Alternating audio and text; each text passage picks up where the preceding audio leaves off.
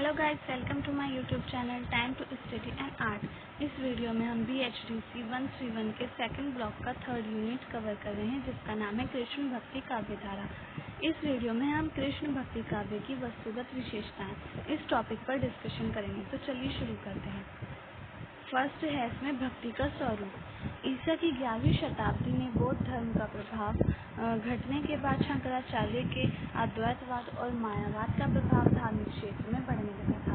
शंकराचार्य के प्रभाव से भक्ति आंदोलन को धक्का लगा था, किंतु इसी समय भक्ति आंदोलन को मूल आधार को प्रकट करने वाले ग्रंथों का उभार हुआ। मतलब बौद्ध धर्म का जो प्रभाव था वो कम होने लगा था और फिर शंकराचार्य के अद्वैतवाद का प्रभाव बढ़ने लगा था धार्मिक क्षेत्र में। और भक्ति आंदोलन के आधार को प्रकट करने वाले ग्रंथ सामने आए थे, देखने को मिले थे, जैसे वेद, ब्रह्मसूत्र, भगवद गीता, भागवत पुराण, ये सब सामने आने लगे थे। भक्ति आंदोलन का जो मूलाधार थे, ये ग्रंथ भक्ति आंदोलन का मूलाधार कहलाए। ये 4 सूत्र ग्रंथ भक्ति आंदोलन के मूल आधार कहलाते हैं। इनके अतिरिक्त भक्ति शास्त्र पर लिखे अन्य ग्रंथों ने भी, जैसे नारद भक्ति सूत्र, शांडिल्य भक्ति सूत्र, उज्ज्वल, नीलमणि और हरि भक्ति रसामृत सिंधु जैसे विशिष्ट ग्रंथों में भक्ति के रसमय स्वरूप का निर्धारण किया गया। मतलब ये जो ग्रंथ थे, इनमें भी भक्ति आंदोलन देखने को मिला। भक्ति का रसमय स्वरूप देखने को मिला इन ग्रंथों में। इसका परिणाम ये हुआ कि उपासना का नया मार्ग चल पड़ा। कृष्ण भक्ति के सभी आचार्यों ने शंकर के मायावाद का खंडन किया और जीवन और जगत की सत्यता तथा ईश्वर भक्ति की पुनः स्थापना की। मतलब मायावाद का खंडन किया गया और जीवन जगत की सत्यता को बताया गया यहाँ पर, और ईश्वर की भक्ति की दोबारा से स्थापना की गई कि कृष्ण के रूप में ईश्वर की भक्ति की दोबारा से स्थापना की गई। और जगत और जीवन और जगत, जो पहले बताया गया था कि जगत मिथ्या है, लेकिन यहाँ पे जगत को सत्यता बताया गया, सत्य बताया यहाँ पर। कृष्ण भक्ति आचार्यों को मायावाद के खंडन की प्रेरणा रामानुजाचार्य से मिली थी। मैंने पहले भी बताया, रामानुजाचार्य जो थे उनसे मायावाद की मिली थी, इन लोगों को प्रेरणा मिली थी आचार्य को कृष्ण भक्ति संप्रदाय से, क्योंकि रामानुजाचार्य ने कृष्ण भक्ति को शुरू किया था, तो इसलिए फिर उनके बाद रामानंद बन गए थे, भक्ति आंदोलन के मिली थी। और इसी प्रेरणा के प्रभाव से भक्ति आंदोलन पूरे उत्तरी भारत में बड़े वेग से प्रवाहित हुआ। इस परंपरा की सामान्य दृष्टि इस प्रकार है। भ्रमण के सगुण रूप को विशेष मान्यता दी गई और विष्णु के अनेक अवतारों में राम और कृष्ण के अवतार को विशेष महत्व दिया गया। मतलब भक्ति आंदोलन की जो परंपरा है उसको किस दृष्टि से देखा गया, उसकी परंपरा किस प्रकार की थी, तो वो बताया गया है। तो ब्रह्म यानी कि ईश्वर के सगुण रूप को स्थान दिया गया, सगुण रूप को मान्यता दी गई, यानी कि ईश्वर का रूप होता है, ईश्वर का आकार होता है, इसको मान्यता दी गई और अवतारवाद पर बल दिया गया। और जो विष्णु हैं, ईश्वर विष्णु जो हैं, उनको बताया गया कि वो राम और कृष्ण के अवतार के रूप में धरती पर उन्होंने जन्म लिया है। जगत और जीव की सत्यता स्थापित करते हुए मायावाद का तो खंडन किया ही गया, भ्रम के अवतारवाद को स्थापित करते हुए इस लोक की विशिष्ट महिमा का बखान भी किया गया। मतलब लोक को खास बताया गया और अवतारवाद को स्थापित किया गया। जीव और जगत की सत्यता का स्थापित किया गया। और मायावाद, जो पहले बताया गया था कि मायावाद से माया है, जगत माया है, तो उसका खंडन किया गया। माना जाए कि जगत भी सत्य है। इस वैष्णव धर्म की विशेष बात ये रही है कि जाति और कुल का भेदभाव यहाँ मान्य नहीं था। संकीर्ण भावों से उठकर उनकी दृष्टि ईश्वरीय आलम्बन पर केंद्रित होती थी। मतलब इनके यहाँ जाति, धर्म, इसका भेदभाव नहीं था, बल्कि बस ईश्वर को मानना था। इनका केंद्रीय भाव था ईश्वर को मानना, उसकी पूजा करना, उसकी उपासना करना। आलम्बन का मतलब उसकी उपासना वगैरह करना। तो ये सब इनका केंद्रीय भाव था। जाति और भेदभाव, धार्मिक भेदभाव, ये सब इनके यहाँ नहीं था। शांडिल्य के भक्ति सूत्रों में भक्ति की व्याख्या करते हुए कहा गया है कि ईश्वर के प्रति अनुरक्ति ही भक्ति है। मतलब ईश्वर के प्रति अभिव्यक्ति भक्ति है। ये अमृत स्वरूप है और इसे पाकर मनुष्य सिद्ध और तृप्त हो जाता है। न वे शोक करता है, न द्वेष करता है और न किसी संसारी वस्तु पर आसक्त होता है।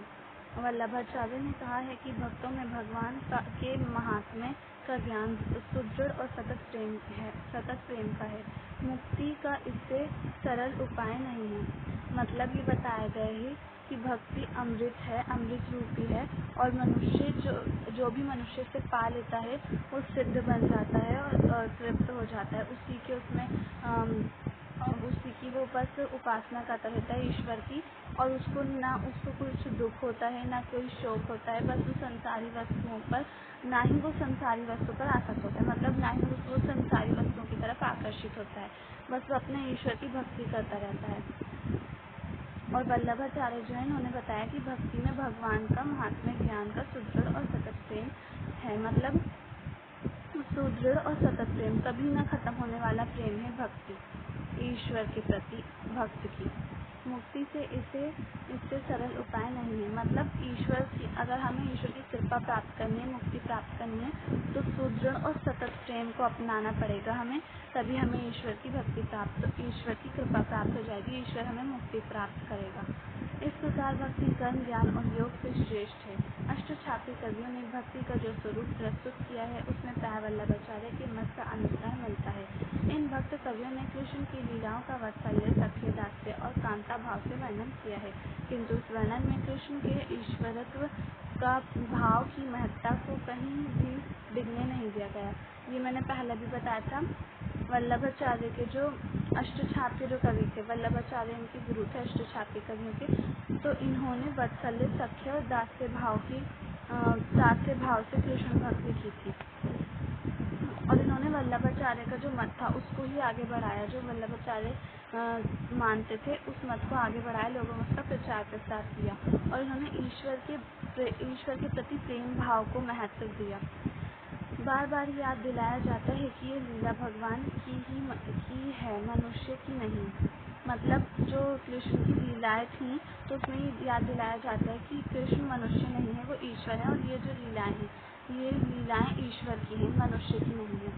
इन सभी कवियों ने माधुर्य भक्ति भावना को हृदय से अपनाया। माधुर्य भक्ति भावना राधा कृष्ण के प्रेम की जो भक्ति है उसको भी इन्होंने अपनाया था।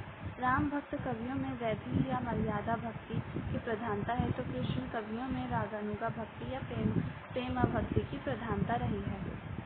राम भक्त कवि जो थे वो वैधि भक्ति, मैंने पहले भी बताया है, वैधि भक्ति अपनाते थे। शास्त्रों के अनुसार, विधि के अनुसार जो भक्ति होती थी, तो राम भक्त कवि ने उनको महत्व दिया था, शास्त्रों के अनुसार भक्ति को महत्व दिया था।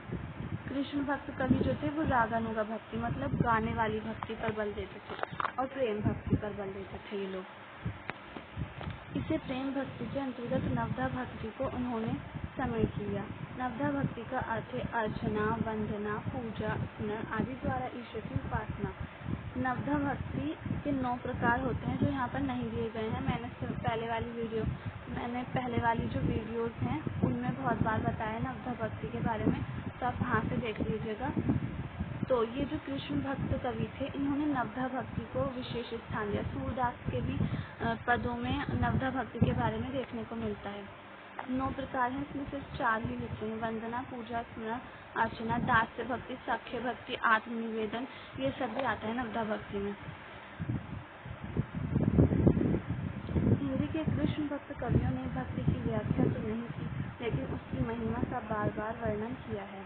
वल्लभाचार्य ने भक्ति मार्ग के समर्थन में कहा है कि संसार निवृत्त का सरल मार्ग ज्ञान और योग की बजाय भक्ति का ही है। अब ये सूरदास के दोहे दे रखे हैं, पद दे रखे हैं, तो ये मैं नहीं पढ़ रही हूँ, ये आप लोग खुद देख लीजिएगा। अब इसका सेकंड पार्ट पढ़ रही हूँ। वर्ण्य विषय। कृष्ण भक्ति काव्य का मुख्य विषय लीला बिहारी कृष्ण की लीलाओं का गायन रहा है। मतलब जो भी कृष्ण भक्ति काव्य में सबसे ज़्यादा लीलाएं देखने को मिलती हैं कृष्ण, तो ये जो भक्त कवि थे कृष्ण की लीलाओं का गायन करते थे। लीला गायन का आरंभ कृष्ण के जन्म से होता है और उसका विस्तार शैशव काल की चेष्टाओं, नटखट क्रीड़ाओं से लेकर राधा कृष्ण की प्रेम लीलाओं, रस क्रीड़ाओं और फिर कृष्ण के मथुरा गमन के बाद गोपी विवाह और यशोदा के विवाह तक है। मतलब जो कृष्ण काव्य में जो लीलाएं शुरू होती हैं वो कृष्ण के बचपन से लेकर शुरू होती हैं। बचपन से फिर वो थोड़े बड़े हो जाते हैं, फिर राधा कृष्ण के प्रेम लीलाएं शुरू हो जाती हैं, उनकी रस क्रीड़ाएँ, और कृष्ण के मथुरा जाने के बाद फिर गोपियाँ उनके ग्रह में तड़पती रहती हैं, तो वो क्रीड़ाएँ शुरू हो जाती हैं, लीलाएँ शुरू हो जाती हैं। तो कृष्ण का जो काव्य है उसमें सभी में पूरे में ही ये लीलाओं का गायन देखने को मिलता है। लीलाओं के बारे में बताया है सारे कृष्ण कवियों ने।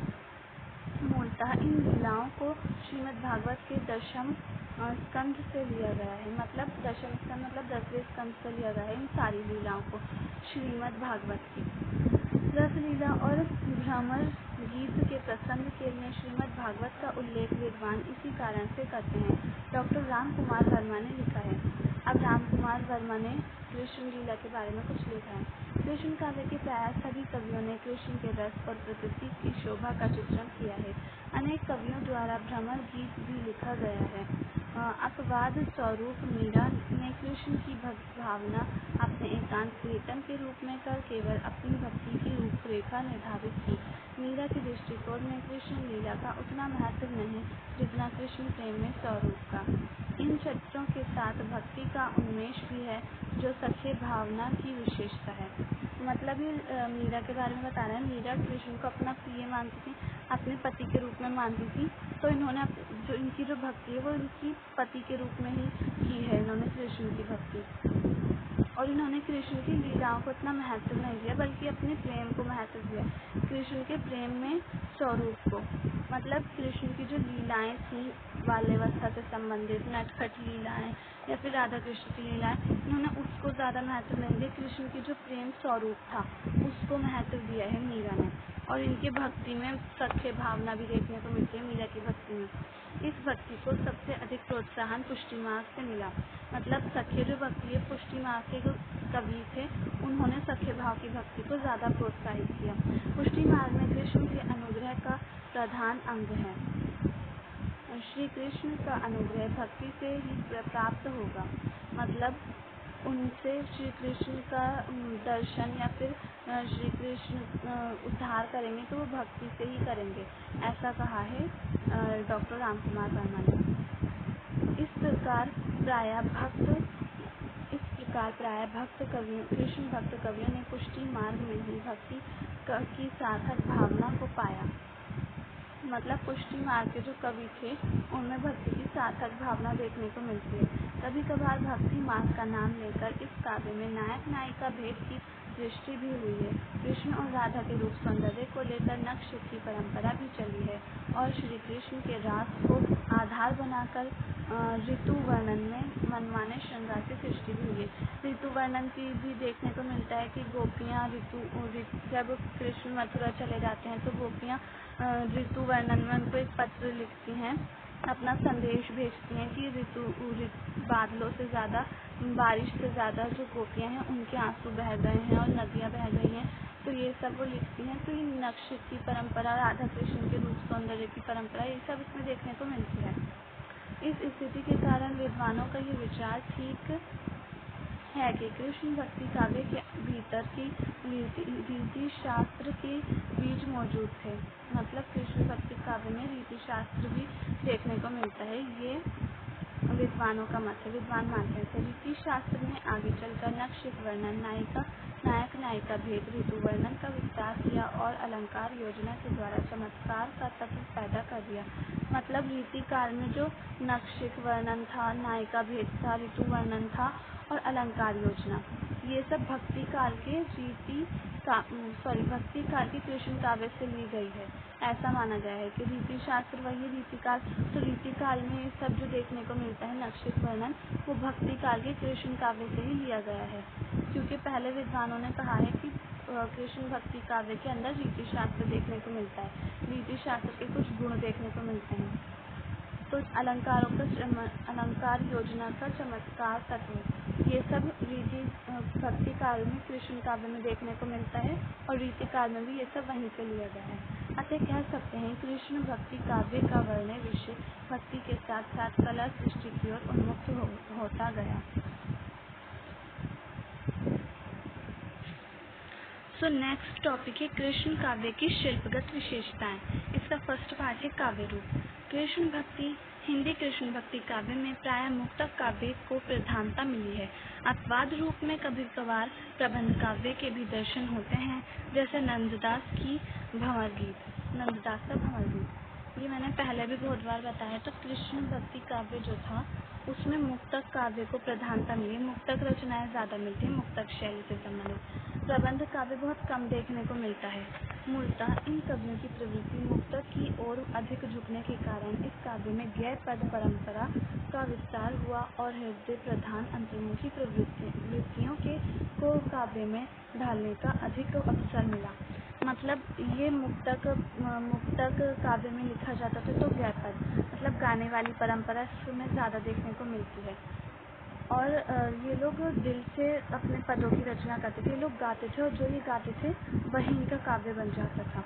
अधिकांश कृष्ण भक्त कवि संगीत के गहरे जानकार थे। इसमें संगीत के अनेक राग रागनियों ने मौलिक रूप में यहाँ स्थान पाया है। मतलब जो कृष्ण कवि थे वो कृष्ण भक्ति काव्य के जो कवि थे वो संगीतकार थे, उनका संगीत पर अधिकार था, असाधारण अधिकार था। ये मैंने पहले वाली वीडियोस में बताया। तो वो राग रागनियों से संबंधित रचनाएं करते थे, राग रागनियों को अपने उसमें लेते थे, अपने काव्य में लेते थे और फिर रचना करते थे। विशेष बात यह है कि नवरा भक्ति में कीर्तन, स्मरण, स्तुति अधिक आदि को जो विशेष स्थान प्राप्त था उसने भी गीतात्मकता के विकास में योगदान दिया। मतलब नवरा भक्ति में भी गीतात्मकता देखने को मिलती है। यहाँ भी सत्य है कि लीलाओं की तन्मयता ने भी हृदय के सभी बंधन तोड़कर आत्माभिव्यक्ति की। इस आत्माभिव्यक्ति की प्रधानता के कारण ही आचार्य हजारी प्रसाद द्विवेदी सूरसागर को गीतात्मक काव्य कहते हैं। सूरसागर सूरदास का काव्य है, तो आचार्य हजारी प्रसाद द्विवेदी इसे सूरसागर को गीतात्मक महाकाव्य कहते हैं। सूरदास जो थे वो ज़्यादातर गीतात्मक रचनाएं करते थे, गैर पद होते थे उनके ज़्यादातर, तो इसलिए इनके इस काव्य को गीतात्मकता का महाकाव्य कहा गया है। फिर इन कवियों ने भी लीला और गान दोनों को मिलाकर ही आगे बढ़ाने में अपनी रुचि दिखाई। सूरदास का प्रसिद्ध कथन है, सूर सगुन लीला पद गावे। ये कवि जो थे इन्होंने भी अपनी रुचि दिखाई थी, पद गा कर करते थे ये, तो रचना करते थे पदों की गा कर, तो इसमें इनकी रुचि देखने को मिलती है। ये कवि पद कहते नहीं, पद गाते हैं और इन पदों में लोक संगीत से लोक हृदय एकाकार हो जाता है। संगीत की अनेक राग रागनियों के साथ इन कवियों ने अनेक वाद्य यंत्रों की रचना की है। मतलब ये लोग पद कहते नहीं थे, गाते थे। जो मैंने पहले भी बताया, मीरा तो कृष्ण की मूर्ति के सामने नाचती थी और अपने पदों को गा गा कर नाचती थी वो। ऐसे ही सूरदास भी अपने पदों को गाते थे, गा गा कर अपने पदों की रचना करते थे। जबकि सूरदास जन्म से ही अंधे थे, ऐसा कहा जाता है, विद्वानों में ऐसा है। सूरदास जन्म से अंधे थे, वो अपने पदों की गा गा कर रचना करते थे। इनमें सबसे बड़ा वाद्य यंत्र है मुरली। ये इन्होंने वाद्य यंत्रों की भी चर्चा की है इसमें, तो मुरली को इन्होंने विशेष स्थान दिया है। जो कृष्ण के पास भी दिखाई देती है मुरली, जिसको कृष्ण बजाते हैं वही मुरली है। ये मुरली जब बजती है तो संपूर्ण सृष्टि उसके साथ गूंजती है। कृष्ण कवियों के मुक्तक काव्य ने हिंदी की रीति काव्य परंपरा को नवीन दिशा और सृष्टि दी। अब सेकंड है काव्य भाषा। तो काव्य भाषा ब्रज थी। कृष्ण काव्य की जो भाषा थी वो ब्रज थी। चलती हुई ब्रज भाषा को साहित्यिक ब्रज भाषा बनाने में सूरदास का नाम अग्रणी है। मतलब ब्रज भाषा चलती तो थी, लेकिन उसको साहित्यिक भाषा किसने बनाया था? सूरदास ने। सूरदास ने ब्रज भाषा को साहित्यिक भाषा बनाया। आचार्य शुक्ल ने ध्यान दिलाया है कि सूरसागर किसी चली आती हुई किसी काव्य परंपरा का चाहे वह मौखिक ही रही हो, पूर्ण विकास का प्रतीक होता है। धीरे धीरे ब्रज भाषा का काव्य भाषा के रूप में इन कवियों ने एक ऐसा विकास और परिष्कार किया कि उसकी सृजनात्मक संभावनाएं जनता को मुग्ध करने लगी।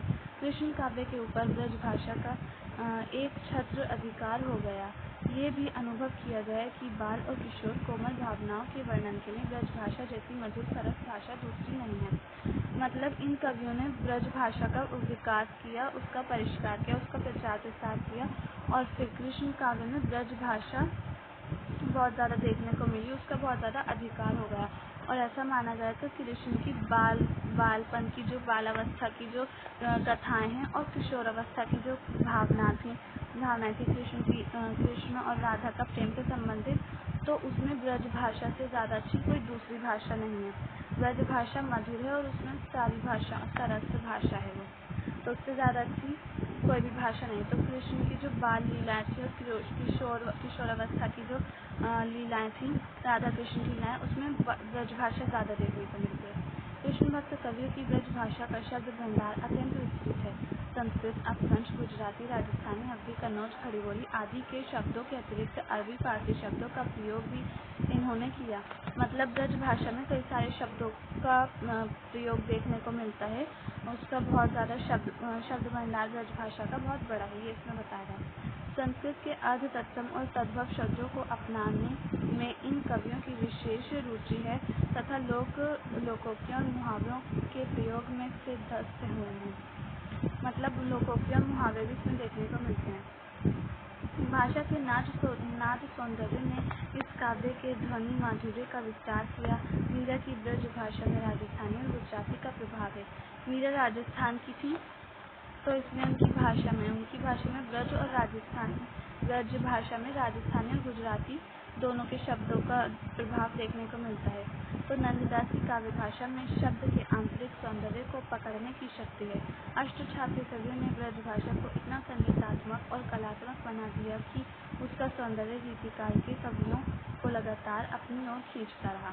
मतलब अष्टछात्य जो कवि थे, उन्होंने ब्रज भाषा में संगीतात्मकता पैदा की और कला के रूप में बनाया उसको, जिसके वजह से रीतिकाल के जितने भी कवि थे वो ब्रज भाषा की तरफ खींचते गए थे।